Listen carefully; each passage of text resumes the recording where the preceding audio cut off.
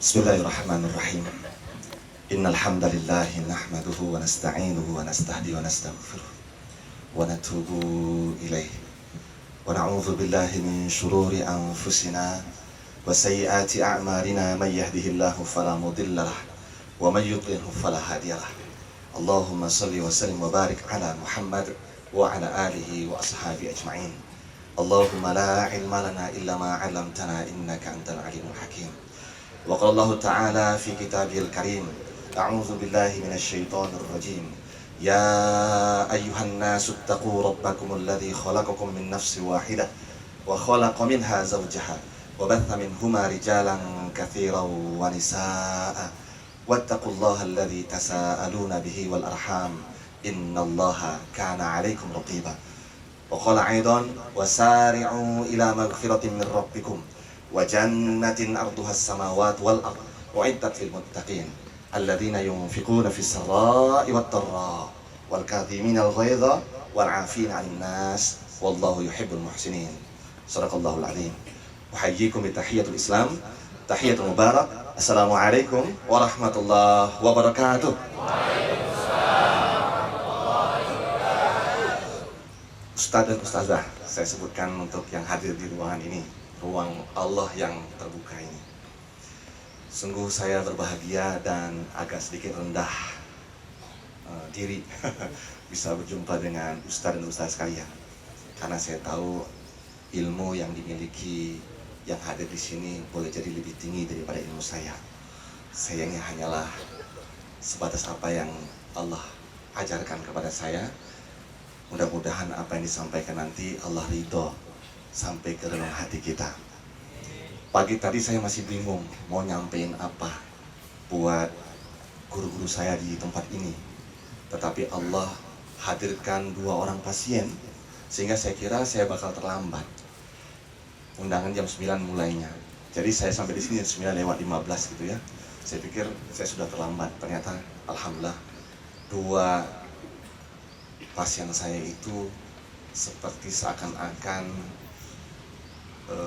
Qabil yang telah membunuh saudaranya, bingung bagaimana cara menghilangkan jejak, lalu Allah hadirkan seekor burung atau 2 ekor burung, sepasang burung yang berantem gitu ya.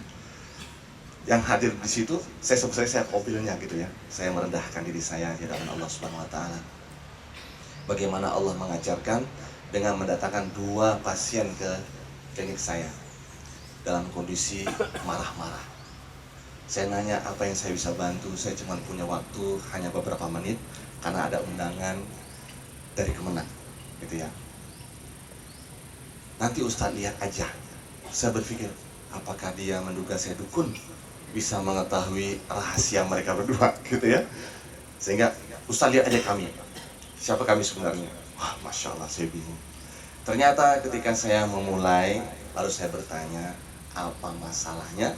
Ternyata sang istri mengatakan, suami saya pemarah. Saya ingin dia berubah. Gitu ya. Suami saya pemarah dan saya ingin dia berubah. Saya udah 5.000 kasus Bapak Ibu sekalian menangani pasien-pasien seperti ini. Seringkali kita mencari kambing hitam dalam hidup ini. Kalau kita nggak bisa lurus, kambing hitamnya setan. Gara-gara setan saya begini. Nanti ketika di yaumil akhir Allah mau campakkan ke dalam neraka, kita bilang gara-gara setan ya Allah. Jadi selalu saja mencari kambing hitam. Di rumah selalu saja kita katakan suami saya penyebabnya. Berarti itu sama saja kita mengatakan bahwasanya suami adalah setan. Istri saya, berarti istri adalah asyaitan. Apa syaitan? Syaitan itu adalah dari kata syaitona yang artinya segala sesuatu yang membuatmu jauh dari Allah Subhanahu wa taala. Karena marah itu kan menyebabkan kita tergelincir dalam neraka Bapak Ibu sekalian. Benar kan? Iya. Karena tidak ada surga bagi para pemarah. Tidak ada surga bagi para pemarah. Makanya kata Nabi, orang yang cerdas dan kuat itu bukan orang yang mampu bergulat, yang bisa mengalahkan lawannya, tetapi ternyata adalah orang-orang yang bisa menahan emosi. Makanya untuk mengubah orang itu butuh kecerdasan Bapak Ibu sekalian. Dan orang yang mudah diubah itu adalah orang-orang yang cerdas. Kalau orang itu idiot, itu nggak bisa berubah. Orang itu rendah intelektualnya, nggak bisa berubah. Berarti yang bisa mudah untuk diubah itu adalah ketika Allah mengirimkan kecerdasan dalam hatinya. Namanya hidayah. Jadi hidayah itu hanya untuk orang-orang yang cerdas, Bapak Ibu sekalian. Dan saya bukan pemberi hidayah, makanya saya merendahkan diri saya, Bapak Ibu. Saya nggak bisa apa-apa. Saya itu cuman mencoba doa sama Allah, ya Allah, apakah saya bisa menjadi wadah suci sementara aja, terus ntar bagi-bagi kesucian dari Allah itu untuk kita semua. Subhanallah, saya nggak bisa apa-apa, Bapak Ibu sekalian. Oleh karena itu saya minta maaf, mohon maaf jika nanti dalam penyampaian tidak sesuai dan berkenan dalam hati Bapak Ibu sekalian. Jadi dua pasien itu mengajar banyak hal dalam hidup saya pagi hari ini untuk Bapak Ibu sekalian. Apalagi ditambah ketika duduk di situ tadi, ada seorang ketika tahu saya basicnya adalah ruqyah syariah. 20 tahun yang lalu saya sudah mempraktekkan ruqyah syariah untuk pasien-pasien saya. Dan seringkali kita dijebak bahwasanya, oh saya itu dok diguna-guna orang, oh saya itu disihir orang. Siapa bilang peruqyahnya? Berarti peruqyah itu tertipu. Gitu ya Bapak Ibu? Kok tahu? Oh karena yang ngomong di dalam diri saya ngomong. Karena saya dikasih buhul-buhul yang diletakkan di atas pohon, di atas tanah. Oh ini bukan, tetapi tidak tahu di mana letaknya. Kalau peruqyah masih bertanya sama jin, berarti dia tertipu, Bapak Ibu sekalian. Bukankah syaitan itu adalah penipu yang ulung? Oleh karena itu Bapak Ibu sekalian, jangan pernah mencari kambing hitam dalam hidup kita. Sebenarnya yang salah itu ya kita. Ada orang bilang gini, Tuhan, kenapa suami saya tukang selingkuh? Kita kan sering selingkuh nih Bapak Ibu. Benar kan? Selingkuh dari jabatan. Harusnya uang itu harus jadi halal. Tetapi karena kita nggak kerja benar, karena melakukan perselingkuhan, akad bekerja, gitu ya. Harusnya kita kerjanya benar, tepat waktu, lalu kemudian kerjanya itu tuntas, ihsan, profesional. Tapi kita lebih banyak selingkuh ke warung kopi. Selingkuh mana lagi? WA. Kerja nggak beres-beres kerja kita. Ya kan? Itu kan namanya perselingkuhan. Betul Bapak Ibu ya? Nah, jadi kisahnya wanita atau ibu, dia itu mengatakan bahwasanya suami saya tukang selingkuh. Kenapa? Sampai akhirnya nggak ada ketemu jawaban, ketemu sama dokter Ahmad. Kenapa dok? Saya itu punya suami yang ahli selingkuh, padahal saya itu nggak pernah selingkuh. Yang kedua, saya nggak pernah meninggalkan sholat kecuali lagi halangan. Saya puasa Ramadan. Lalu saya bilang gini, Bu, mohon maaf ya, laki-laki yang baik untuk perempuan yang baik. Benar Ustaz, itu kan ayat. Saya kan baik Ustaz, kenapa Allah hadirkan pasangan buruk? Gitu kata. Jadi dia menuduh siapa Bapak Ibu? Suami atau Allah? Allah. Jadi sebenarnya masalah kita tuh kita dengan Allah. Kita bermasalah sama Allah. Selalu begitu. Lalu kita mengkambing hitamkan orang-orang di sekitar kita, penyebab kita bermasalah. Padahal sebenarnya masalah itu kita. Ayatnya jelas. Ya ayuhan nasu taqu rabbakumul ladzi khalaqakum min nafsin wahidah. Wahai manusia, bertakwalah kepadaku yang dulu aku ciptakan kamu seorang diri. Ingat Bapak Ibu, kita lahir jomblo semuanya. Sama seperti Nabi Adam. Setuju kan? Iya. Apa maksud ayat ini? Allah inginkan kita itu memperbaiki diri, bukan memperbaiki orang. Kita tuh nggak punya kemampuan memperbaiki siapapun. Contohnya siapa? Nabi Yunus nggak mampu mengubah manusia. Setuju kan? Sehingga dia lari dari kaumnya. Nabi Ibrahim nggak mampu mengubah ayahnya. Siapa lagi? Nabi Lut. Nabi Lut nggak bisa mengubah istrinya. Hanya anak yang selamat waktu itu.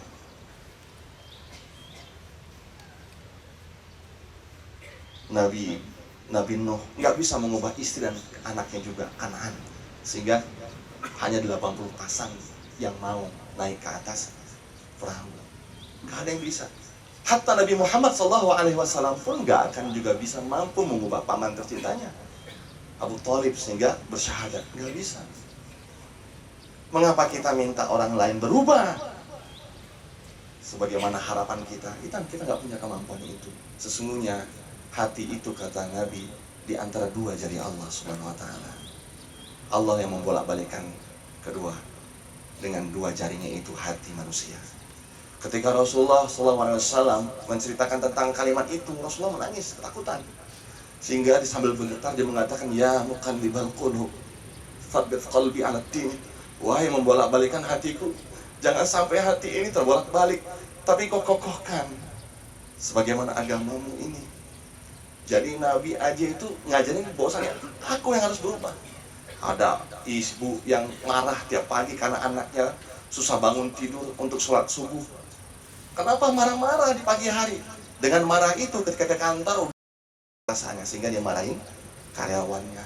Kalau dia ibu guru, ketika dia nanti ke sekolah dengan marah-marah di pagi hari ketika melihat anaknya susah bangun tidur untuk sholat subuh, dia akan marahi anak-anak orang lain. Padahal dia sudah dibayar, digaji sama pemerintah gitu kan, untuk mengajar anak-anak itu untuk berubah. Tapi karena dia nggak beres emosinya, biasanya ketika keluar dia nyemprotin orang lain. Sama seperti kita, emosi kita yang bermasalah, jiwa kita yang bermasalah. Di dalam surah An-Nisa yang saya sebutkan tadi, ketika Allah mengatakan kamu itu mesti takwa, kamu itu mesti baik. Ingat, kamu itu seorang diri sebelumnya. Kalau kamu baik, wa khalaqa minha zawjaha, aku akan berikan kamu seorang istri yang kuciptakan dari dirimu. Makanya saya katakan kepada wanita yang menuduh suaminya ahli selingkuh padahal dia orang baik, saya katakan, Bu, laki-laki penzina untuk perempuan penzina, begitu sebaliknya. Allah itu nggak pernah nggak adil, selalu adil. Pasangan itu pasti dikasih sekufu, walaupun pilihan orang tua atau milih sendiri, sama. Ya kan? Wa khalaqa minha zawjaha, jadi pasangan itu dari dirinya. Jadi kalau pasangannya itu baik, ya karena dirinya baik. Tapi kalau pasangan ahli selingkuh, ya bahkan dia itu ahli selingkuh. Masa sih, Dok? Suami saya tuh nggak pernah peduli dengan keuangan keluarga, semuanya saya yang beliin. Uang saya dipakai untuk selingkuh. Saya tanya, mobil yang di luar itu mobil siapa? Mobil saya. Beli pakai uang siapa? Uang saya. Kredit apa cash? Kredit. Hukumnya apa? Riba. Riba itu hukumnya seperti apa? Zina. Zina dengan siapa? Orang tua kandung. Bahkan 1 dirham yang kita makan, yang kita pakai, yang kita kendarai, 1 dirham itu sama dengan 60.000 rupiah, Bapak Ibu sekalian. Sama dengan 36 kali perzinahan. Jadi statusnya ibu ahli zina. Jadi wajar kalau suami itu tukang selingkuh. Karena kita akan dipasangkan dengan hal yang sama. Maka yang harus diubah itu bukan pasangan yang ahli selingkuh, tetapi dirinya. Makanya Allah tuh ngajarin sama ibu-ibu yang gampang marah di pagi itu, doa, Robbi ja'alni, ya Robku, ya Tuhanku, jadikan aku, bukan anakku, tetapi aku dulu, muqimas sholati, ya, jadi ahli sholat, wa dzurriyyati, baru keturunannya. Jadi yang disuruh ubah itu ya diri kita dulu, jangan mikirkan orang lain. Kalau kita sudah baik, insya Allah pasangan dikasih yang baik, Bapak Ibu sekalian. Setuju kan? Nah, nggak berarti sampai situ, Bapak Ibu sekalian. Kalau keduanya sudah baik, insya Allah bisa membina keluarga bahagia. Wa batha minhuma rijalan katsira wa nisaa. Dari keduanya, kata Allah, anak laki-laki dan perempuan yang banyak, yang baik-baik juga. Jadi kalau ada pernikahan ahli agama tapi anak yang nggak baik, itu berarti pernikahan mereka nggak bahagia. Gitu kan? Ilmiah, Bapak Ibu, diteliti 30-an tahun di luar negeri sana, kebahagiaan tertinggi dan penderitaan terdalam dari keluarga. Jadi gambaran kita kerja suka-suka itu dari keluarga. Pribadi ketika di luar sana itu gambar dari keluarga. Dari keluarga mana? Mungkin dari orang tua dulu ngajarin kita, sampai kita membentuk keluarga berikutnya dari keluarga. Berarti kita ini adalah manifestasi gambaran keluarga kita, didikan masa lalu kita. Itu yang mengubah kita, bukan orang. Nah, yang bisa mengubah itu ya diri kita. Kita nggak bisa ngatur-ngatur orang untuk bisa berubah dirinya, hanya dari kita. Anda pengen pasangan Anda baik? Dari kita. Pengen anak-anak baik? Dari kita. Nggak bisa kita minta marahin orang untuk berubah, itu nggak bisa. Tapi sesungguhnya kita berangkat dari person kita. pribadi kita berubah dulu, nanti insya Allah Allah akan ubah sekeliling kita.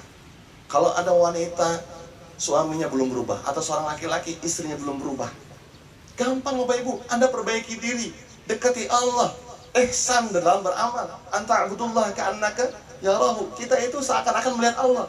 Pertanyaan kita, kalau ibadah sudah melihat Allah belum? Jangan-jangan kita nggak punya kemampuan itu. Tapi kata Nabi, minimal kamu merasakan kehadirannya, minimal kamu merasa diperhatikan oleh Allah Subhanahu wa Ta'ala. Lagi-lagi masalah kita berangkat dari keluarga, tapi dari person yang lalai dari Allah. Makanya mengapa kita banyak masalah, bukan disebabkan karena kambing hitam. Karena kambing itu tidak hanya warna hitam, tapi ada kambing putih, kambing coklat, kambing belang-belang kan? Betul, setuju Bapak Ibu? Ustaz sekalian, Ustazah? Iya. Bukan dari mereka. Allah sendiri berfirman, "Wa man a'rada 'an dzikri fa inna lahu ma'isyatan dhanka." Barang siapa yang lalai dari mengingatku, kata Allah, ku buat hidupnya sempit, dadanya sesak, ekonominya masalah, kerjaannya nggak beres, anak-anaknya rusak, dibuat sempit hidupnya, dibuat bermasalah hidupnya, dibuat bercerai keluarganya, dibuat bermasalah dengan teman-temannya, dibuat bermasalah dengan pimpinannya, dibuat bermasalah dengan siapapun termasuk orang tuanya. Allah buat, Allah yang membuat itu. Kita kan yakin Bapak Ibu kan, yang menghadirkan kita Allah, yang menghadirkan masalah hidup kita adalah Allah. Setuju Bapak Ibu? Bukan karena setan itu lemah. Inna kaida syaitana kana dha'ifa. Inna kaida syaitani kana dha'ifa. Tipu daya setan itu lemah. Anda ucapkan takbir Allahu Akbar, lari setan itu. Tunggal langgar. Tapi kenapa mereka tetap ada di antara kita? Karena hati kita jauh dari Allah. Sekarang inilah yang saya takut sekali. Kita sering ngomongin tentangnya, tapi jarang ngobrol dengannya. Sering bicara tentangnya, tapi kita jarang curhat dengannya. Kita kalau ada masalah curhat sama orang lain. Muncullah TTM, teman tapi mesra. Kalau teman tapi menikah itu enak. Tapi kalau teman tapi mesra, ini bahaya. Bukan menambah hal yang baru yang baik, tetapi menambah yang buruk. Karena manusia siapapun, termasuk dokter, adalah orang yang paling bodoh. Nggak tahu masalah kita, nggak pernah ngasih penyakit sama kita, maka nggak akan pernah bisa ngasih obat sama kita. Allah yang menurunkan penyakit, dan Allah pula yang menyembuhkan. Setuju Bapak Ibu? Setuju kan? Berarti kalau kita sakit kemana? Ke Allah. Kalau kita bermasalah kemana?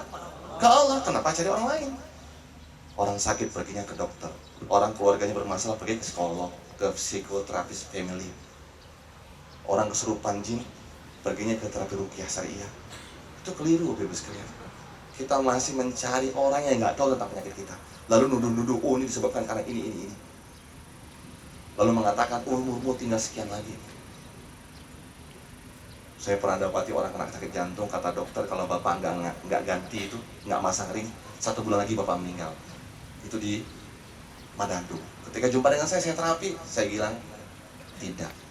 Tuhan atau Allah lah pemberi kehidupan. Alhamdulillah ketika jumpa dengan saya, beliau meninggalnya setelah 8 bulan. Berarti usia jadi makin panjang. Kata dokter satu, dokter nggak tahu apa-apa, tapi dia mencicipi rasa Tuhan. Banyak orang itu seperti itu. Termasuk orang yang maksain tuh, kamu harus berubah. Nggak bisa. Manusia itu nggak bisa mengubah orang. Jadi jangan pernah mencicipi rasa Tuhan.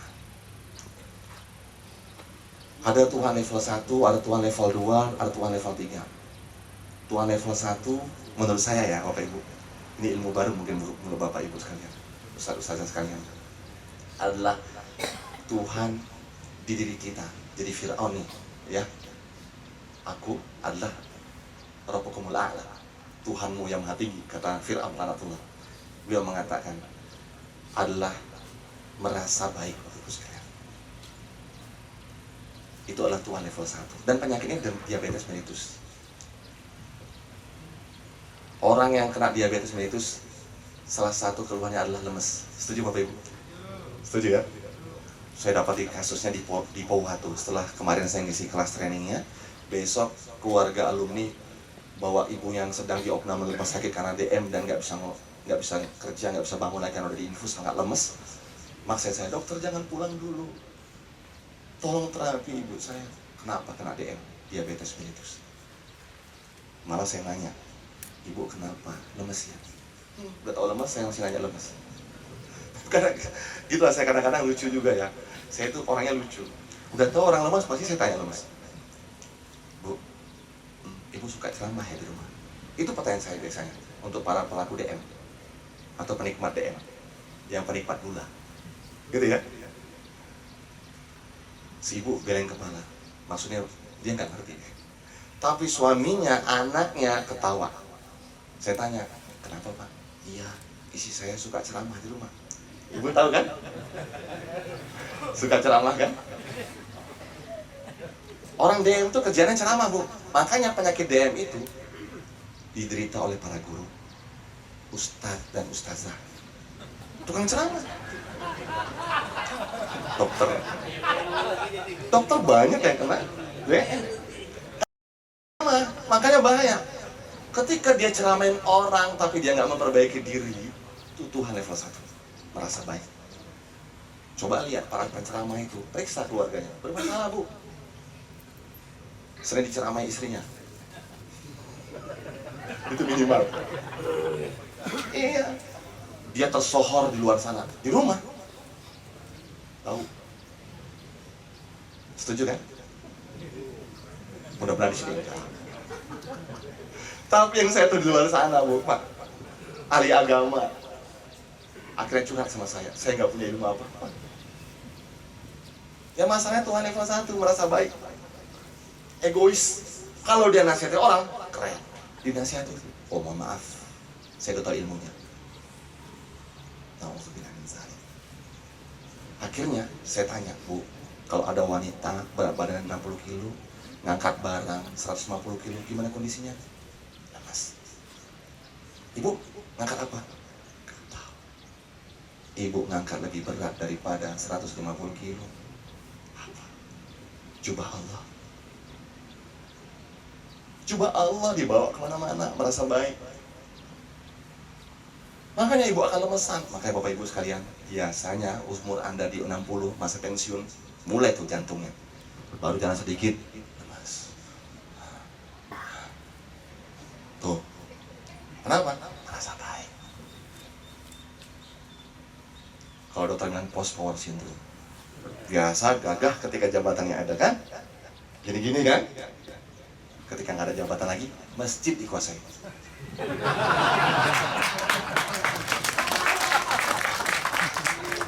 Akhirnya anak-anak yang lari sana lari sini dimarahin sama mereka. Para generasi anak-anak yang suka main-main, kenapa dimarahin? Biarin aja dia main di masjid, daripada dia main di diskotik, main di tempat pelacuran, ya kan? Kenapa dia main di masjid lari sana lari dimarahin? Mengganggu kami yang sholat. Ya Allah, berarti Bapak Ibu nggak khusyuk ketika sholat, masih terganggu dengan suara, perlu dihipnoterapi. Kalau pasien saya sudah hipnoterapi dengan kata Allah, bergetar dadanya. Seperti kalimat innamal mu'minuna alladzina idza dzukirallahu wajilat qulubuhum. Jika disebut nama Allah, bergetar jiwanya. Ketika dia didengarkan bacaan Quran, wa idza tuliyat 'alaihim ayatuhu zadatuhum imana, bertambah-tambah imannya. Anda, saya, ketika nyebut nama Allah, getar nggak? Ketika dibacakan ayat Quran, semakin iman atau ngantuk? Jangan-jangan seperti itu. Nauzubillah, summa nauzubillah. Berarti lagi-lagi masalah kita sama siapa Bapak Ibu? Kalau ada namanya pengawasan melekat, kita lupa, kita selalu diawasi malaikat. Malaikat itu hanya tahu yang kelihatan, tapi hati kita hanya Allah yang tahu. Jadi sebenarnya Bapak Ibu, pertanyaan supaya kita bisa berubah itu ada 3. Dan saya katakan 3 ini adalah hakikat penciptaan. Yang pertama, asal kita dari siapa? Semua kita sepakat dari, ada yang nyebutnya Allah, ada yang nyebutnya Tuhan. Gitu kan? Ya, dari pencipta kita. Asal kita dari Tuhan, dari Allah Subhanahu wa Ta'ala. Berarti kita aja ciptaannya, apalagi titipannya yang lain. Istri, anak, harta, masalah, semuanya dari Allah. Jadi ketika masalah datang kepada kita, yang pertama itu harus munculkan adalah ingat yang ngasih. Siapa itu? Allah. Jangan cari yang lain. Ini gara-gara siapa? Padahal yang ngasih adalah Allah. Wa man a'rada an dzikri, barang siapa yang lalai dariku, fa inna lahu ma'isyatan dongka, aku buat hidupnya sempit. Wa nahsyuruhu yaumal qiyamati a'ma, nanti dibangkitkan di yaumil akhir buta matanya. Sehingga kita protes, ya Allah dulu aku bisa melihat, kok sekarang enggak? Protes di yaumil akhir. Gitu ya. Berarti sebenarnya masalah hidup kita itu ya dari kita, karena kita jauh dari Allah. Kita malas-malasan ibadah, kita malasan kerja, kita nggak konsekuen, nggak komitmen, karena kita dengan Allah, karena kita nggak bisa menjawab pertanyaan kedua. Kalau pertama asalnya dari Allah, yang kedua sedang apa? Kita di dunia ini sedang apa, Bapak Ibu? Bingung kan? Sedang apa ya? Padahal ayatnya sering kita baca. Wa ma khalaqatul jinna wal insa illa liya'buduni. Betul ya? Dan tidaklah aku ciptakan jin dan juga manusia melainkan untuk mengibadahi aku. Tapi kenapa kita itu sering ibadah untuk manusia? Tapi mengapa kita ibadah untuk selain Allah? Apa bentuk ibadahnya? Menurut saya itu namanya bid'ah dolalah. Bukan kunut bid'ah dolalah, Bu. Bukan tarawih 8 atau 20 rakaat yang namanya bid'ah dolalah. Bid'ah dolalah yang saya maksud adalah marah, kecewa, benci, hasad, prasangka. Ini adalah model ibadah baru yang tidak pernah Allah suruh dan tidak pernah dicontohkan oleh Nabi Muhammad SAW. Apakah Nabi dan Allah pernah memerintahkan kita untuk marahlah kalian? Nah, kata perang ketika kamu itu dizolimi, ketika kamu diusir dari negerimu, gitu kan? Tapi mengapa ketika ada orang yang diomongin di belakang atau dicaci maki, kok sakit hati? Sakit. Menurut saya itu namanya dramatikal. Kita itu pembuat drama terbaik, sehingga kita gampang trauma. Saya trauma dengan laki-laki itu. Saya trauma dengan pimpinanku. Kata-katanya menyakitkan hatiku. Gitu Bapak Ibu ya? Itu drama, Bu. Sama ketika kita nonton film Korea. Ibu-ibu ini suka nih. Tiba-tiba laki-laki itu jahat. Seakan-akan dia yang dizolimi sama artisnya. Padahal aktornya, iya kan? Setelah acting, makan-makan bareng-bareng, gak ada masalah. Kenapa kita menciptakan drama seakan-akan kita pemerannya? Dulu ada tukang bubur naik haji, ada aktor Haji Muhyiddin, bintangnya Haji Setepu. Orang yang gak pernah ninggalin sholat jamaah, hatinya lembut. Tapi karena kita ini terlalu terkesima, melekat dengan film itu, seakan-akan kita ikut bermain dalam film itu. Ketemu dia di bus, Haji munafik 2 kali. Kita lagi dia, ya Allah Tuhan, cukup. Hidup ini cuman drama. Kalau dulu ada lagu namanya Panggung Sandiwara, masing-masing kita akan jadi peran antagonis dan protagonis. Itu Allah yang bilang, fa'alhamaha fujuraha wa taqwaha. Kami ilhamkan kepada mereka 2 peran fujur, peran takwa. Qad aflaha man zakkaha, beruntung yang memilih peran yang baik. Betul kan? Membersihkan jiwanya. Nah kita ketika ada orang pemeran antagonis, langsung kita hakimi, masuk neraka kamu. Final dalam neraka kamu. Masya Allah, kata Nabi, ada sekelompok orang yang selalu melakukan amalan ahli surga. Seakan-akan dengan amal itu antara dirinya dan surga tinggal sejengkal lagi dia masukin. Tetapi dalam catatan takdir, namanya nggak ada dalam surga. Sehingga di ujung-ujung hidupnya dia bermaksiat, Allah cabut nyawanya. Neraka apa surga? Neraka. Lalu Nabi melanjutkan kalimat, ada sekelompok orang lagi yang selalu melakukan amalan-amalan ahli neraka. Dengan amalan itu seakan-akan neraka dan dirinya tinggal sejengkal lagi dia masukin. Tapi qadarullah, di dalam kitab Allah nggak ada namanya dalam neraka. Sehingga ketika di ujung-ujung hidupnya Allah kasih hidayah, dia hijrah. Ingat cerita seorang wanita pelacur yang menyamakan kehausan seekor anjing. Seorang pembunuh 99 nyawa Bani Israel. Ingat Bapak Ibu? Di mana kondisi mereka berdua? Surga. Jadi jangan sampai kita memvonis orang. Itu namanya Tuhan level 4, Bu, Pak. Dan coba lihat kalau ada ustaz atau orang alim yang kerjanya maki-maki orang dengan sebutan ini itu, coba lihat akhirnya penyakitan. Harusnya semakin banyak ilmunya semakin bijaksana, tutur katanya lembut, karena di hati berangkatnya. Nah, tuan, lakukan kita ini adalah dai, menyeru saja, bukan tukang vonis, kan gitu. Anak durhaka. Ada pasien saya tuh stroke, nggak bisa jalan. Saya terapi, alhamdulillah bisa jalan. Langsung hari itu, Masya Allah. Yang namanya stroke itu karena emosi, Bu, Pak. Kumpulan emosi, lalu kena hipertensi, lalu nunggu aja stroke. Berarti stroke itu adalah sindromanya. Saya tanya, ibu suka marah sama siapa? Anak saya. Yang mana? Paling bungsu. Kenapa marah? Dia durhaka. Astagfirullah. Bu, apa Allah suruh kita mengatakan anak durhaka? Ini model ibu yang selalu nonton film ini, Bu. Malin Kundang. Itu cerita fiktif. Itu cerita yang dibangun oleh masyarakatnya untuk apa? Untuk menghakimi anak-anak supaya jangan durhaka. Jadi nakut-nakutin. Jadi begitu banyak orang dulu yang membuat rasa takut. Orang tua kita ternyata penjajah juga dulu. Contoh penjajahan, jangan mandi hujan ya, nanti kamu sakit. Udah tua, udah segede bagong ini, ketika mandi hujan sakit kan? Padahal ditakut-takuti. Sebenarnya nggak ada hubungan antara air hujan dengan sakit, nggak ada hubungan, Bu, Pak.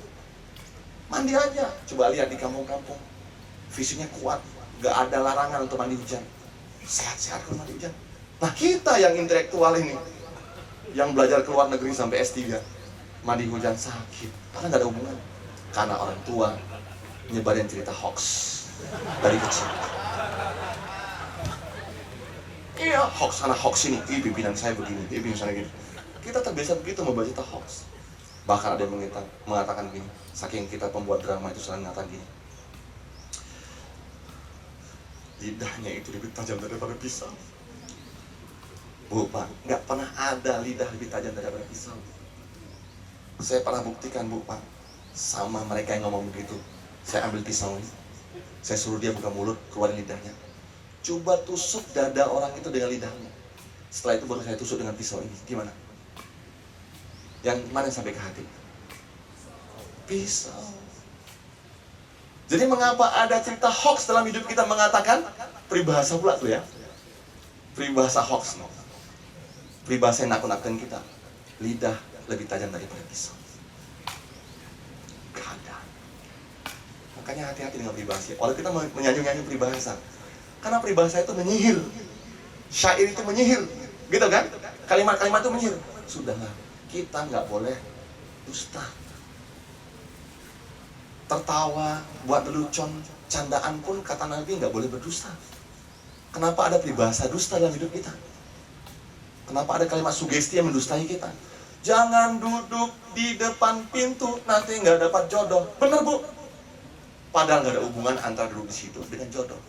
Tetapi karena disihir dengan kata-kata tidak dapat jodoh, masuk. Seperti kasus pasien saya, dia punya pacar sebelumnya, udah janjian mau nikah sama ibu calon mertua, udah dekat, udah manggil mama. Tapi ketika wanita itu pulang ke rumah, papanya bilang, "Nah, tadi ada laki-laki baik dan soleh melamar." Terus papa terima. Masya Allah, Allah. Besok dia pergi ke rumah calon mamahnya. "Ma, maafin aku. Aku gak bisa bersama anakmu." Kenapa? papaku udah menjawab khitbah dari seorang laki-laki, gak punya anak. Kata ibu itu, bener bu, 10 tahun menikah gak punya keturunan. Lalu kita katakan apa? Sihir ain. Benar gak? Bukan, kata-kata tadi menyihir, memprogram hatinya, memprogram pikirannya, memprogram jiwanya, sehingga kanal bernya nyempit, rahimnya nggak siap dibuahi. Itu masalahnya ilmiah bu, kata-kata memprogram jiwa. Makanya hati-hati dengan kata-kata bapak ibu. Jadi nggak ada lidah lebih tajam daripada pisau, tidak ada kata-kata menyakiti hati, nggak ada. Ada sebuah ungkapan peribahasa yang benar. Apa itu? Tidak ada seorang pun yang suka orang asing sembarangan masuk ke rumah kita. Setuju? Tapi mengapa Anda mengizinkan kata-kata masuk ke dalam pikiran Anda dan hati Anda? Berarti sebenarnya kita yang menyerahkan hati untuk disakiti dengan kata-kata. Setuju Bapak Ibu? Padahal ketika ada orang mengatakan, maaf nih, ada anjing, ada babi, dan seluruh nama binatang, ada katakan anjing kau, babi kau, kan itu samanya dia mengatakan anjing saya, babi saya, bukan kita. Kenapa kita memaknai, oh dia merendahkan saya? Enggak Bapak Ibu, kata-kata tidak bisa merendahkan kita. Karena pujian tidak akan membuat kita mulia, ejekan tidak pernah merendahkan kita. Karena sesungguhnya inna akramakum indallahi atqakum. Orang yang mulia di sisinya itu adalah orang-orang yang bertakwa. Jadi jangan menderita karena kata-kata Bapak Ibu. Jangan menderita karena sikap. Jangan menderita karena perlakuan. Sehingga kita menyiapkan kata-kata hoax dan kalimat hoax dalam hati. Prasangka. Lalu prasangka itu dikeluarkan dalam lisan kita. Berarti menjadi berita bohong. Apa hukuman para pemberita bohong itu? Menuduh. Itu dosa besar Bapak Ibu sekalian. Di antara 10 dosa besar, sederajat dengan dosa syirik. Cuman bedanya dosa syirik nggak diampuni. Kalau dosa ngomongin orang, dosa prasangka, dosa apa lagi? Ghil aja, atau gil. Bapak Ibu, Ustazah tahu apa itu gil? Yang kita baca setiap kita sholat jenazah. Wala taj'al fi qulubina ghil. Ya Bu, ghil itu perasaan nggak nyaman. Jadi perasaan paling rendah, nggak nyaman aja. Ghil namanya. Jangan engkau jadikan dalam hatiku ini ada ghil, perasaan nggak nyaman. Itu nggak boleh di hati kita. Nggak akan bisa masuk surga orang-orang di hatinya nggak nyaman dengan hambanya. Sedikit punya perasaan nggak nyaman sama orang lain, udah nggak bisa masuk surga Bapak Ibu. Makanya kita minta sama Allah, doa ketika kita sholat untuk kematian, jangan ada ghil. Betul Bapak Ibu ya? Jangan ada, apalagi prasangka. Ghil aja nggak boleh, apalagi prasangka. Karena prasangka kebanyakan adalah dosa. Maka saya tidak mengajarkan positive thinking Bu, Bapak Ibu. Saya mengajarkan positive feeling. Perasaan Anda itu harus positif. Kalau positive thinking, kita akan malah cari 70 alasan mengapa seseorang melakukan ini, 70 alasan kenapa dia terlambat, 70 alasan kenapa dia melakukan perbuatan yang tidak kita harapkan. Itu capek Bu, Pak. Capek, karena pakai logika. Oh mungkin karena ini, mungkin karena itu. Kalau kita nggak kreatif, kita nggak ketemu 70-nya. Apalagi khususnya Asia atau Indonesia itu otak kreatifnya dimatiin. Dengan cara sekolah 6 tahun, 3 tahun SMP, 3 tahun SMA, kuliah 4 atau 5 tahun, itu adalah cara mematikan otak kreatif. Gitu kan? Karena kita disuruh jadi sama semua, jadi robot. Satu anak harus menguasai semua materi. Sedangkan guru, setiap satu guru untuk satu bidang studi. Tapi anak dicecelin semuanya. Harus bisa, harus bagus semuanya. Kalau enggak dilesin. Kan gitu. Jadi itu cara kita untuk mematikan otak kreatif, maka kita nggak akan mampu berpikir 70. Oleh karena itu, aktifkan otak imajinasi kita, otak kreatif kita. Jangan pakai positive thinking lagi, tapi positive feeling. Kalau positive feeling, itu nggak perlu alasan. Lempeng aja. Orang nggak datang, nggak apa-apa. Saya sudah ngelayanin, orang itu nggak balas, nggak apa-apa. Itu namanya positive feeling. Saya berharap dia bekerja, tapi nggak mau kerja, nggak apa-apa.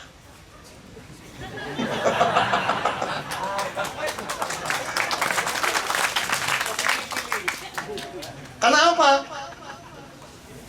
Karena kalau mau ngetes orang, tes pertama, asal kamu dari siapa? Yang kedua, sedang apa di dunia? Sedang ibadah. Yang ketiga, kamu mau kemana? Setelah ini, mau kembali. Kepada siapa?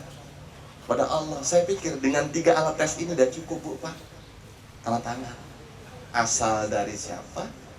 Sedang apa masuk kantor ini? Kalau dulu dia untuk ibadah, dia akan baik. Ibadah untuk siapa?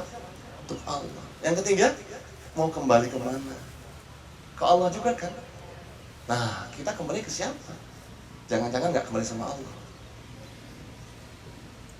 Ya ayyatuhan nafsul mutmainnah, wahai hambaku yang jiwanya tenang.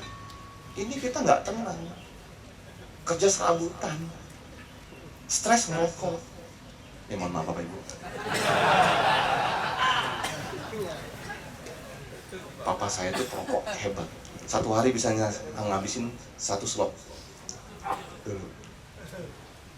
Jadi 3 hari 3 slot. 1 minggu 7 slot. Keren. Gitu ya. Alhamdulillah Allah tidak jadikan saya memodel dia, mencontoh dia. Tapi 2 adik saya memodelnya.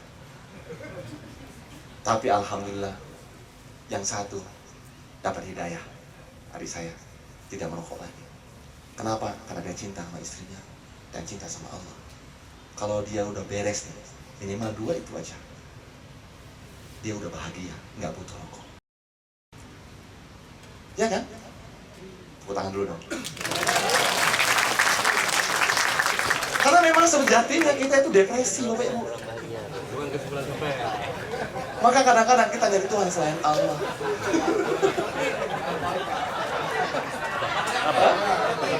Sudah kali ibu ya. Di luar sana Bu, Pak, di daerah Sulawesi, kebalik, bapak-bapaknya nggak merokok, ibu-ibunya merokok. Terbalik di Gorontalo. Kalau di sini kan Serami Mekah, di Gorontalo Serami Madinah. Ternyata Serami Mekah bapak-bapaknya merokok. Kalau di Serami Madinah, ibu-ibunya merokok. Iya, kebalik. Kenapa nyari rokok? Yang untuk nutupi celah stresnya, untuk menutupi celah ketenangannya, untuk menutupi. Makanya banyak orang itu gembrot karena banyak makan, karena untuk menutupi celah stresnya. Makanya sebenarnya orang yang yakin itu badannya langsing.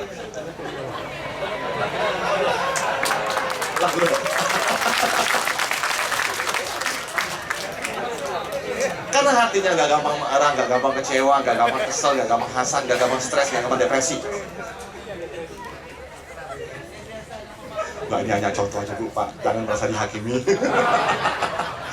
Tapi kalau berhenti merokok, alhamdulillah. Karena untuk bisa kurban setiap tahun itu gampang. Untuk bisa pergi umroh minimal setahun sekali, ada uangnya. Untuk bisa membantu anak yatim, ada. Untuk bisa rekreasi dengan keluarga, ada uangnya. Tapi kalau dibakar, mohon maaf nak, gak bisa jalan-jalan sama kamu, uangnya udah habis. Gitu Bapak Ibu ya. Nah, jadi kita kerja untuk siapa? Untuk Allah. Beresin tuh urusannya. Kita mau kembali sama Allah, nanggung jawab sama Allah, nggak sama makhluk. Makanya banyak orang nggak berubah karena dia dengan Allah itu bermasalah. Kenapa suami Anda nggak pernah berubah? Karena dia dengan Allah bermasalah. Kenapa istri Anda nggak mau berubah? Karena istri Anda bermasalah. Kenapa anak Anda bermasalah? Andanya bermasalah dengan Anda. Karena Anda nggak pernah salah. Anak itu nggak pernah salah. Kenapa suami udah kerja banyak-banyak, rezekinya kok nggak cukup-cukup? Karena ibunya. nggak pernah syukur, nggak pernah bersyukur punya suami. Suami yang kerjanya ke warung kopi direpetin. Padahal Bu, itu urusan bisnis Bu, urusan rezeki.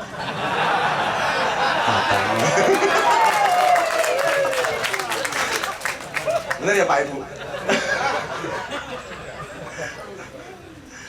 Dengan itu dia banyak relasi, banyak teman. Emang laki-laki gitu Bu, punya hobi. Kalau dia lebih banyak di rumah, nggak jadi suami, jadi teman. Beda kalau perempuan pengen deket-deket terus, ya kan? Karena wanita terlalu bergantung sama suami. Itu sama saja mempertuhankan suami, berharap sama suami. Kalau suami nggak mengembalikan semua kebaikan Anda, nyuciin bajunya, bangunin tidurnya, bersihin tempat tidurnya, molesin yang perlu dipoles-poles, nggak dibalas sama suami, kecewa, gampang patah hati. Bu, suami bukan Tuhan yang bisa menjawab semua apa yang Anda harapkan. Ngomongnya iyyaka na'budu wa iyyaka nasta'in, bohong. Katanya hanya kepada Engkau aku kerja, dan hanya kepada Engkau ya Allah aku memohon apapun, termasuk perlindungan. Kenapa Anda minta berlindung sama suami? Mencari kebahagiaan sama suami. Ketakutan kalau suami pergi, ketakutan kalau suami selingkuh, ketakutan kalau suami bermasalah. Gak usah takut Bu, Anda doa aja. Ya Allah, aku akan senantiasa memperbaiki diri. Tolong ganti suamiku.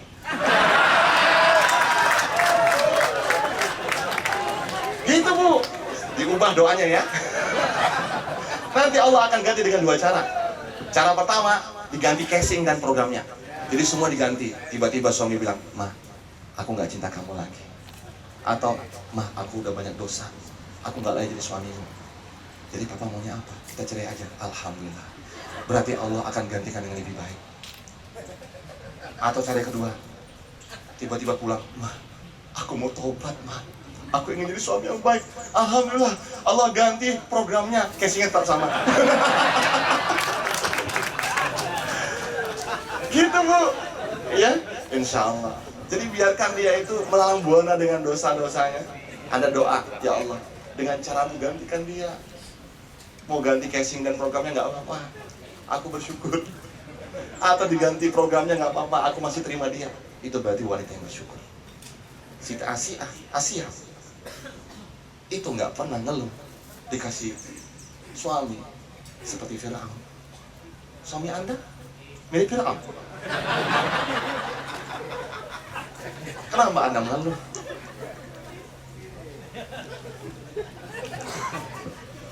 Makanya beresin tuh keluarga, maka insya Allah kerjanya bagus.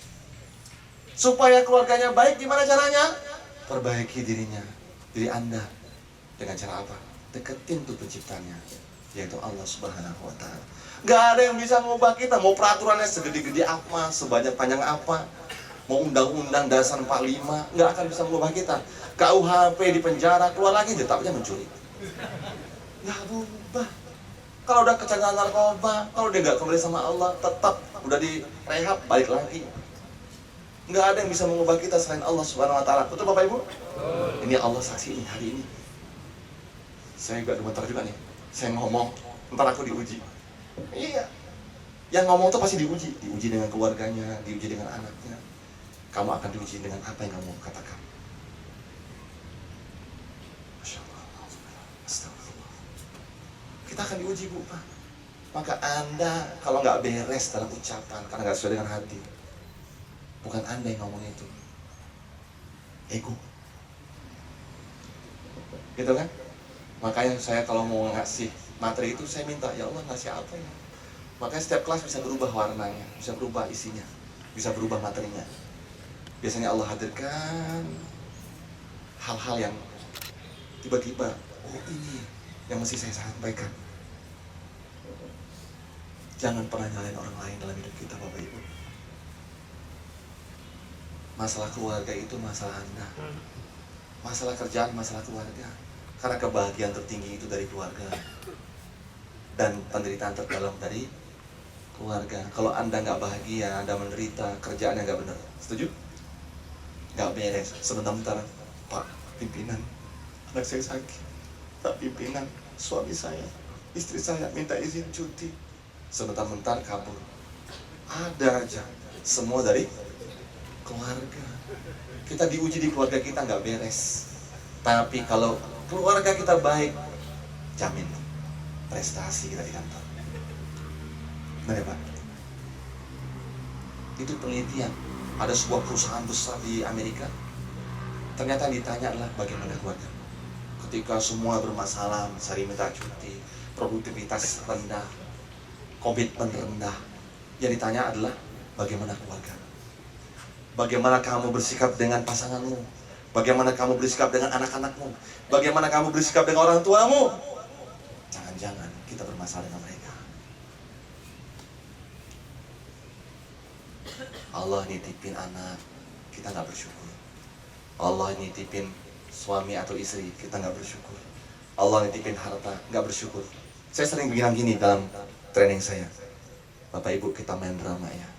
Kalau Anda mencintai saya ngasih harga, saya ngasih nitip jam tangan yang nggak laku lagi kalau dijual. Kira-kira Anda jaga, Anda titip? Kalau Anda mencintai saya titipin, kalau dijual nggak laku lagi, Anda titip. Anda jaga titipan ini? Hah? Jaga? Walaupun jual nggak laku lagi? Kenapa? Karena Anda mencintai saya. Tapi ketika Anda marah dengan saya, apa yang Anda lakukan dengan jam ini? Dipijak, dibanting, dibuang ke laut. Berarti ketika Allah nitipin anak, ketika Allah nitipin suami, ketika Allah nitipin harta, ketika Anda marahin anak, ketika Anda marahin suami, marahin istri, Anda sedang marah dengan siapa? Sama yang ngasih. Anda itu bukan marah sama suami, sama istri, dengan anak. Anda kecewa sama Allah. Kenapa aku yang udah baik gini dikasih pasangan buruk? Ya Allah, kok gak adil? Walaupun kita gak ngucapin gitu. Ya Allah, kenapa dengan anakku? Sebenarnya kita kecewa dengan Allah. Padahal Allah itu ngasih semua itu buat kita. Allah cemburu. Sama seperti ibu-ibu lagi gembira, reunian ketemu sama teman satu SMP dulu, terus ngundang teman perempuan itu ke rumah, ketemu suami, Mas, ini suamiku. Mas, ini teman lamaku, teman SMP yang baik hati. Oh iya. Beberapa bulan kemudian Anda mendengar teman Anda jadi istri simpanan suamimu. Gimana perasaan? Gimana perasaan ibu-ibu? Sakit. Ya Allah. Aku memperkenalkan, bukan tujuannya untuk menikahinya. Gitu kan? Allah Bu, Allah Pak, ngasih suami, ngasih istri. Kenapa Anda lebih cintai titipannya daripada penitipnya? Allah ngasih anak. Kenapa kita lebih mencintai anak daripada Allah? Buktinya apa? Dokter tolong saya, Ustadz tolong saya. Anak saya kayak diganggu jin, tiap jam 3 pagi nangis. Astagfirullah, kasihan kali jin. Udah namanya jelek, makin jelek. Difitnah terus. Temu saya besok jam 8, janjian jam 8 sampai jam 10. Di luar itu saya nggak terima pasien. Datang dia, saya bilang, Bu, kenapa? Anak saya bangun jam 3 pagi. Oke. Ada yang satu pasien bilang, saya sering kesel sama anak saya depresi. Ada satu pasien lagi, saya kesel, saya suka bersih-bersih di rumah. Saya suka bersih-bersih di rumah. Setiap suami saya pulang rumah berantakan. Setiap anak saya pulang sekolah rumah berantakan lagi. Saya kesel, saya capek dok. Tolong hipnotis saya. Supaya saya nggak depresi lagi. Yang satu, saya suruh pejamkan mata. Bayangkan rumah ibu bersih. Ekspresikan perasaan bahagia. Bahagia. Terus sekarang bayangkan rumahnya berantakan karena suami pulang kerja, anak pulang sekolah. Ekspresi jelek. Banting-banting kaki, bahkan kursi saya dipukul-pukul sampai rusak. Padahal harga kursinya 3 juta. Silahkan sekarang bayangkan kembali rumah Anda bersih lagi. Suami sudah pergi kerja, anak sudah pergi ke sekolah. Gembira lagi. Dan sekarang bayangkan, suami dan anak gak pernah pulang selamanya. Nangis tuh. Lalu saya tanya, ibu maunya apa sih? Itu bu 2,5 juta harganya. Harga terapi dengan saya seperti itu 2,5 juta. Jadi akad pertama 2,5 juta. Ustaz, cukup, saya sudah paham. Ternyata gak perlu bersih rumah saya. Yang perlu mereka yang kucintai masih bisa dan mau pulang. Cukup kan? Kenapa kita depresi lantaran rumah kotor? Sering kali itu kita mempermasalahkan yang kecil-kecil. Banyak orang menderita ketika dia ada. Ketika Allah udah ngambil nyawanya, baru ada wanita yang udah cerai, gak nikah-nikah lagi. Alasannya karena disihir sama mantan. Ini dusta yang kabir. Dari mana? Ustaznya bilang, setannya ngomong. Enggak, itu karena prasangka kita. Di Madiun ada pasien saya. Di selama ini saya pasiennya seluruh Indonesia, Bapak Ibu. Alhamdulillah saya melakukan perjalanan dan banyak tahu informasi masalah. Ternyata semua masalah dari keluarga. 5.000-an kasus saya dapatin. Di satu ahad biasanya saya di luar. Dan terkadang ada satu minggu saya di luar, gak di rumah. Jadi kalau ada pasien janjian dulu. Jadi ada suami istri, keduanya pernikahan kedua. Gitu ya. Jadi si istri menikah yang kedua kali, si suami menikah yang kedua kali. Jadi suami istri. Tiap malam kerjaan cerita tentang masa lalunya. Mas, aku tuh bahagia di pertemuan Allah dengan dirimu. Tidak seperti dulu dengan mantanku yang jahat. Kira-kira apa kalau istri Anda ngomong gitu terus tiap malam gimana? Ngomongnya aku dendam, aku benci. Bukan. Dia sedang rindu dan sedang cinta. Setuju? Iya. Ingat, ada kata yang terselip situ. Padahal dia janji sama aku, bla bla bla. Tuh lihat, dia menuntut janjinya. Makanya itu namanya nggak move on. Karena masih mau yang dulu. Nggak akan pernah bisa nikah lagi. Betul kan? Trauma, aku takut terulang seperti dulu. Bohong, kamu masih mau kembali lagi. Tapi malu bilangnya. Sekarang lepasin, maafin dia. Nanti Allah akan ganti dengan yang lebih baik. Bukannya wanita itu boleh menikah lebih. Ada seorang wanita zaman Nabi bilang, ya Rasulullah, kira-kira nanti aku menikah dengan siapa? Aku telah menikah 4 kali. Dengan suamiku yang pertama, beliau wafat, aku menikah lagi. Ketika wafat, aku menikah lagi. Setelah wafat beliau, aku menikah lagi. Dengan siapa aku akan dijodohkan kelak di yaumil akhir? Kata Nabi, yang terbaik akhiratnya kepadamu. Maka move on, Bu. Bukan jin yang menyebabkan Anda nggak menikah lagi. Tapi diri Anda sendiri yang belum move on, belum bisa memaafkan kejadian masa lalu. Makanya Bu, Pak, penderitaan itu disebabkan hanya 5 hal. Yang pertama, karena nggak bisa menerima kondisi masa lalu. Bukan, karena nggak bisa memaafkan masa lalunya. Yang kedua, karena nggak siap dengan kondisi hari ini. Makanya biasanya ibu-ibu nih sering vertigo. Minumnya vertigo. Betul kan? Siapa sering vertigo di sini? Angkat tangannya, jujur. Tuh, ibu tuh jujur, masuk surga insya Allah. Dan nggak jujur masuk mana? Itu penelitian Bapak Ibu, orang-orang yang nggak bisa menerima kondisi hari ini, penyakitnya vertigo, gangguan keseimbangan. Bu, hari ini adalah panen masa lalu kita. Kalau dulu kita menanam yang baik-baik, insya Allah hari ini kita akan panen yang baik-baik.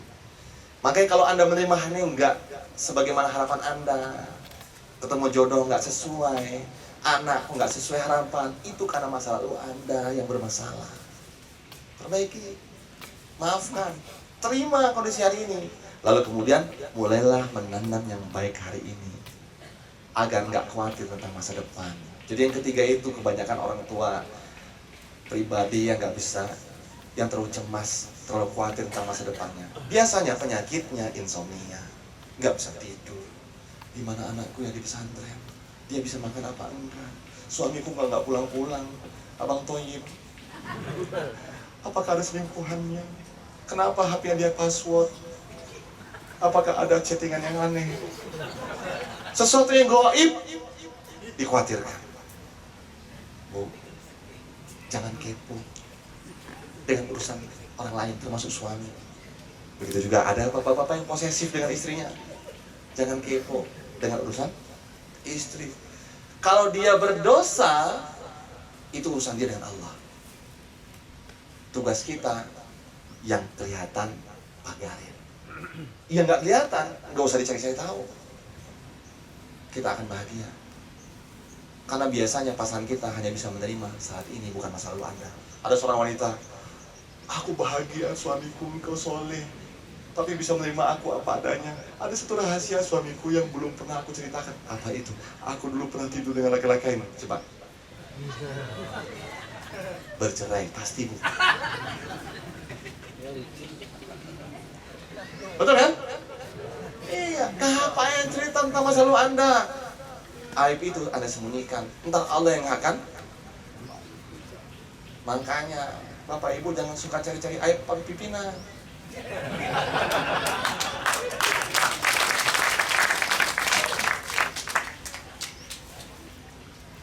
Ya sebenarnya tentang kita.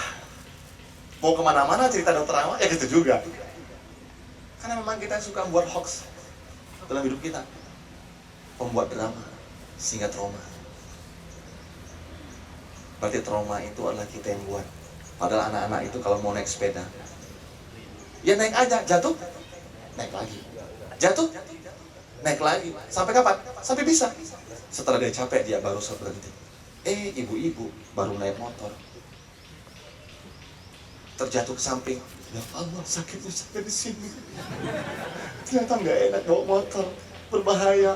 Buat cerita, kira-kira kalau nanti di jalan raya nabrak orang, pecah kepala saya. Buat drama.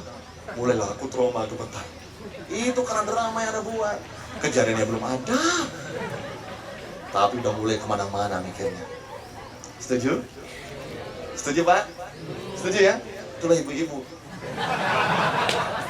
Tapi ada bapak-bapak yang alay, yang sama seperti ibu-ibu, pembuat drama juga. Suaranya ngebas, tapi hatinya melo. Ada tukang buat cerita juga. Jadi bukan hanya ibu-ibu saja, tapi juga ada ibu-ibu yang tangguh. Yang keempat yang membuat kita menderita, sulit memaafkan. Nah ini, masa lalu nggak bisa dimaafkan, kejadian hari ini nggak bisa dimaafkan, orang-orang yang mencelakai Anda nggak bisa maafkan, masa depan yang ditakuti nggak bisa Anda maafkan, sehingga merusak diri Anda sendiri. Bu, Pak, memaafkan itu untuk Anda, bukan untuk orang lain.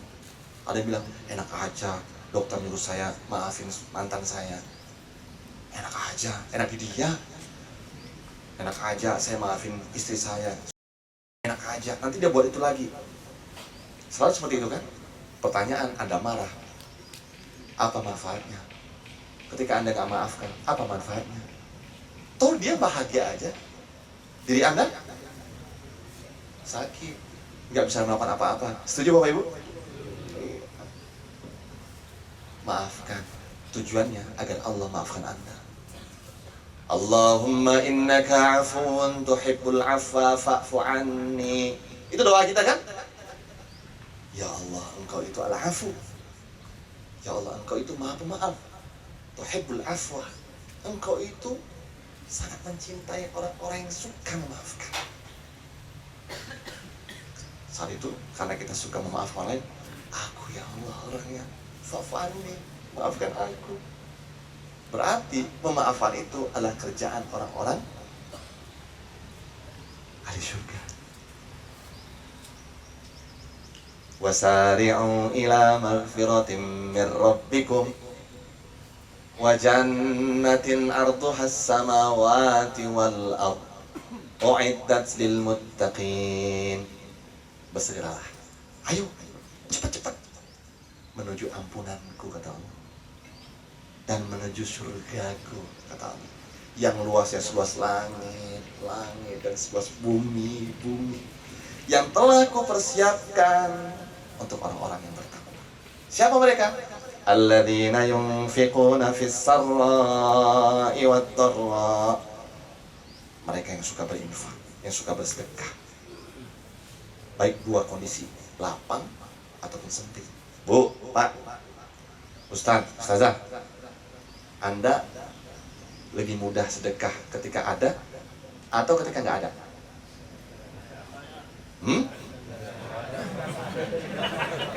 Maksudnya ada uangnya gitu. Ketika ada atau nggak ada? Enggak. Buktinya kalau di kantong ada yang merah, ada yang biru, ada yang hijau, ada yang itu ada kan? Kenapa yang nggak yang besar Anda keluarin? Kenapa milih yang paling kecil? Kenapa nggak semua? Berarti ketika ada pun kita susah sedekah terbaik. Benar kan? Loh, senyum Bu, senyum Pak, senyum. Tabassumuka fi wajhi akhika shadaqah. Senyum manismu buat saudaramu itu sedekah. Pertanyaannya, Anda bisa senyum? Punya otot untuk senyum? Kenapa malah senyum? Berarti pelit sedekah. Oh, gara-gara dia pulang bawa masalah. Oh, pimpinan saya terlalu ngatur. Oh, gaji saya. Oh, karena saya nggak diapresiasi kerjaannya, sehingga saya nggak mau sedekah senyum. Padahal senyum itu sedekah. Dan menurut saya, sedekah itu harganya 3 juta. Saya menerapi orang sembuh dengan senyum, minta bayaran 3 juta, Bu. Karena kalau dia nggak bayar, dia nggak bisa senyum. Tapi setelah dia bayar, dia mudah senyum. Kok gitu?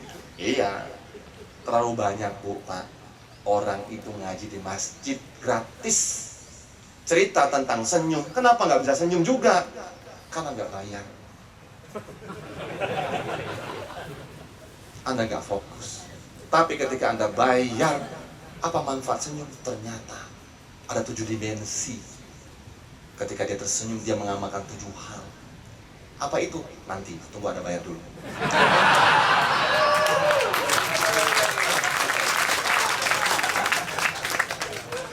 Iya dong, ada yang free, ada yang ini. Yang sekarangnya dibayarin sama pimpinan, sama perusahaan, sama lembaga. Nanti kalau Anda bayar sendiri, baru saya kasih. Kenapa harganya 3 juta? Iya, senyum itu sedekah. Kenapa Anda pelit dengan senyum? Padahal kalau Anda terbiasa senyum, Anda nggak kena stroke. Satu, saya buka rahasianya. Marah 5 menit, tubuh Anda depresi selama 6 jam. Makanya Anda sering capek-capek badannya. Ngomongin orang tuh, kok ngedrop ya badan saya? Capek-capek. Ngomongin orang tuh. Betul nggak? Mungkin Anda nggak perasa. Nanti setelah hari ini, coba Anda rasakan habis ngomongin orang, capek ya. Karena aku udah makan banyak, udah minum. Kenapa? Karena Anda depresi. Orang kalau ngomongin orang itu dalam kondisi marah kan? Ya walaupun nadanya nggak marah, nggak tinggi, tapi setelah ngomongin itu Anda sedang marah sama dia. Karena sebenarnya marah itu adalah proyek besarnya. Aplikasinya benci, kesel, kecewa, prasangka, hasad. Semua itu adalah bentuk-bentuk dari marah.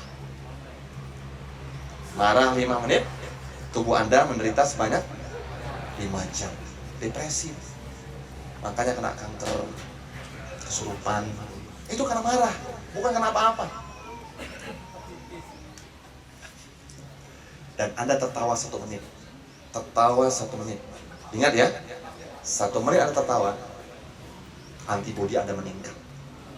Dan bertahan 24 jam. Tahu Anda?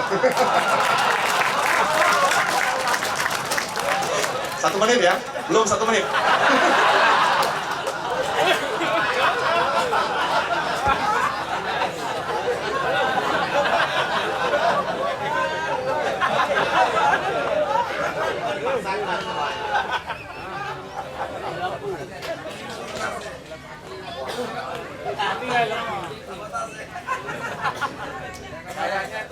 materi tertawa itu untuk penghujung materinya. Tinggal 5 menit lagi, 10 menit lagi ya. Dapat mendengar suara saya Bapak Ibu? Bisa.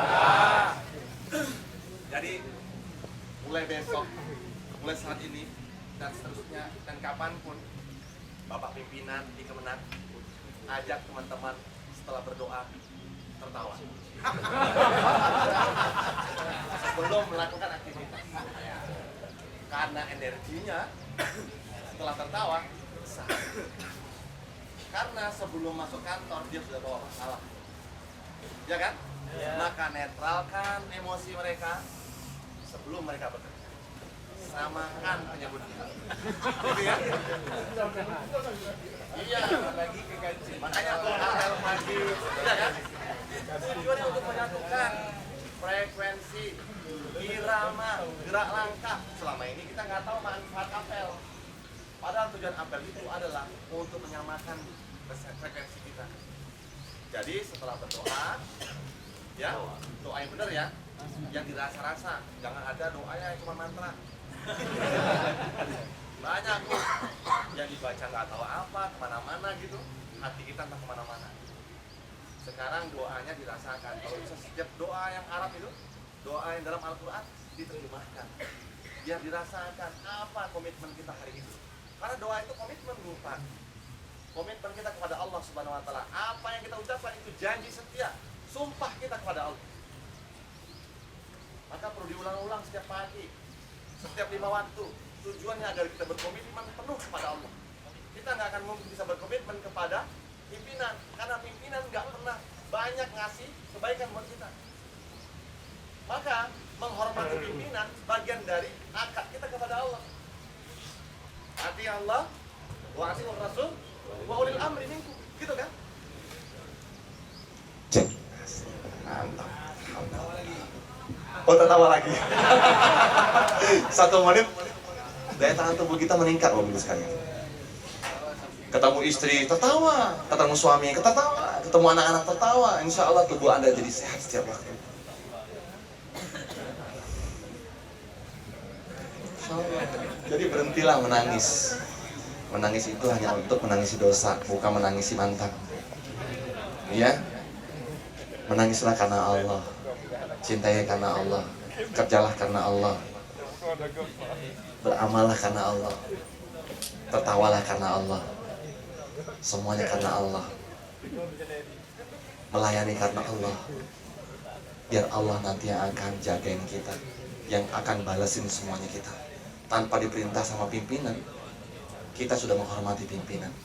Karena apa? Karena Allah. Jangan lagi berprasangka Bapak Ibu, karena sebagian prasangka itu adalah dosa. Anda udah tahu ayatnya, nggak usah saya baca lagi ayatnya kan? Dosa. Jadi tiap hari kerjaan kita bukan dapat pahala, tapi kerjanya berdosa. Makanya tubuh Anda sering capek, sering sakit, sering lemah. Karena kita sedang tidak beramal solih, tapi beramal su. Ya kan? Beramal keburukan setiap hari. Anda ketakutan lihat pimpinan, mata Anda minus. Atau plus. Kalau mata minus berarti apa?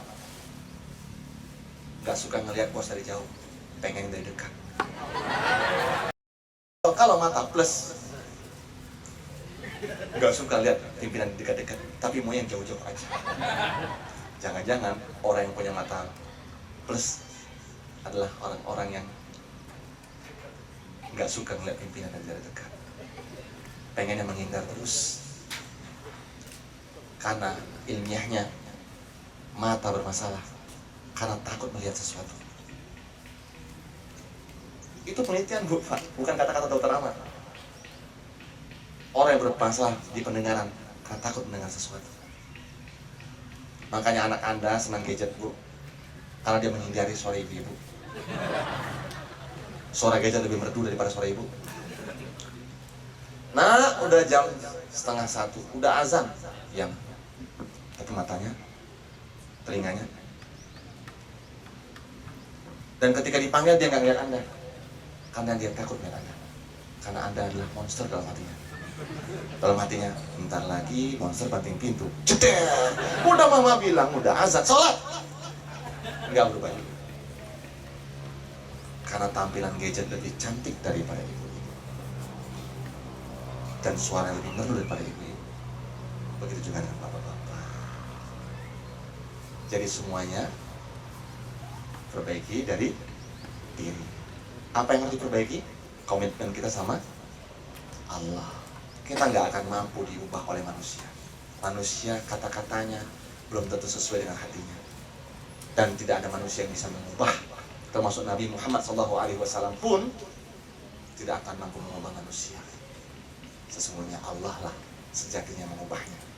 Maka bersyukurlah bagi kita yang dekat sama Allah. Ditegur dengan cara halus pun. Terima kasih Pak. Aku teringat dengan Allah. Terima kasih sudah mengingatkan aku. Ad-dinun nasihat. Agama itu nasihat. Selama ini kita selalu mengatakan ad-dinun nasihat. Tapi mengapa kita nggak suka dinasihati? Karena hati kita jauh dari Allah. Padahal ketika pimpinan menegur kita, ngasih saran, itu cara Allah melalui lisannya. Berarti kalau kita menolak pesan baik dari pimpinan, berarti kita tertutup dari Allah. Karena sejatinya siapapun berkata tentang kebaikan, itu wasilah dari Allah. Subhanakallahumma wa bihamdika nasyhadu an la ilaha illa anta nastaghfiruka wa natubu ilaik. Billahi sabil haq. Assalamualaikum warahmatullahi wabarakatuh.